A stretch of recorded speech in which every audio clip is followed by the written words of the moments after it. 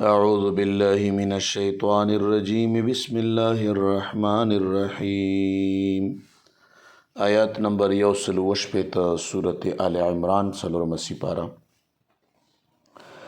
وَلِيَعْلَمَ الَّذِينَ او د دې دپاره چې جدا کړي الله تعالی هغه کسان نافقو چې منافقت کړی دی.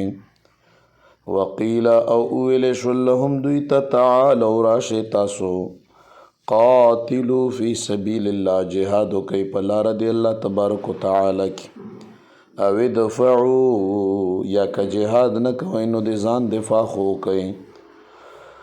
قالوا اویل دوی لو نعلم قتالا که چېرته مونږ پوهېدی په جهاد باندې لتبعناکم خامخا مونږ به دې تاسې تابعداري کړې وی.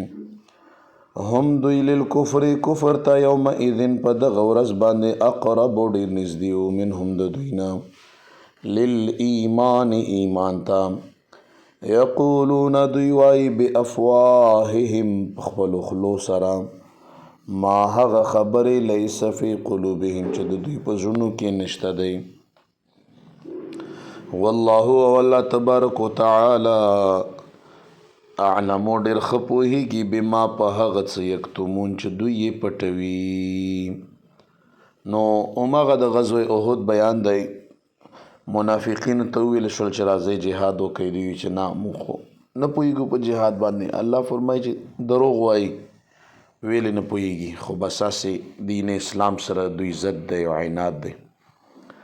او بله خبره دا چې صحابه کرام ډېر په سخت حالت کې وو ځکه چې ټوټل خو 1000 تعداد خو دا 300 کسان چې د دوی ترې راواپس کړل نو د کافرو 3000 تعداد او د مؤمنانو چې 900 شو.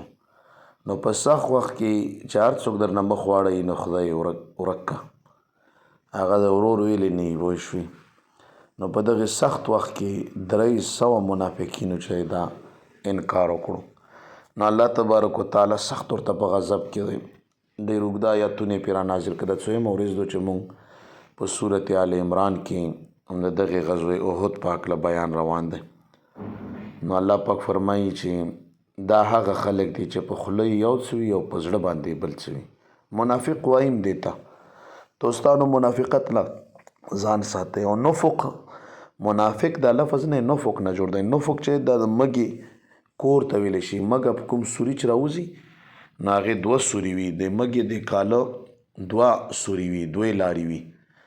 نو منافق هم په خوله یوه وي او په زړه بله وي. نو ځکه دا نفق ټکی د هغې ځای نه راواخیستل شو او منافق ته دا نوم کېښودلی شو. نو دوستانو د زړه او د ژبې تار باید چې یو وي. نو الله تعالی زموږ تاسو له په قرآن عظیم الشان باندې پوهه راکړي او الله تعالی د سچا مجاهدین په هر ځای کې کامیاب کړي. صدق الله العظیم.